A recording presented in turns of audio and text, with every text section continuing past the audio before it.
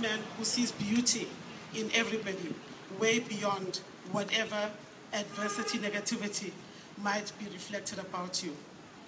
And during times like this where he's in his sunset years and he's of frail health, one often finds oneself reminiscing about moments spent with him, lessons learned, and so on. And in terms of his legacy and the humble man that he is, he likes to share a story with us. He often jokes about opening a branch of the ANC in heaven and so on. But and I think it's his own gentle way of trying to prepare us for the inevitable, because many of us might be intellectually prepared, but we emotionally not ready at all.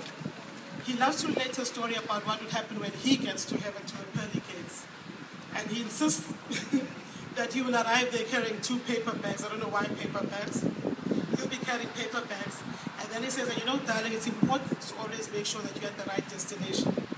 So I'll then send the archangel and say, excuse me, is Albert Lutuli here, please? And the archangel will go away and come back and say, no, man, he's kind of busy right now. Oh, I see. What about Oliver Tambo? Can you check where he is, please? And then he'll come back and say, you know, he's currently with the big man right now. They're in consultation. Oh, I see. What about Walter Sisulu? And then he relates the story. You know, my father can be pretty long-winded when he chooses to. And he goes on all these examples. And then he says, but then, when I look around, I will see someone like Hitler scrubbing the floor. I'll know, darling, that this is heaven, because it will have humbled the dictator. And that is truly what his legacy is all about. He's a very modest man. He's a very humble man. He's a very giving man. A man who never sees himself as a powerful individual.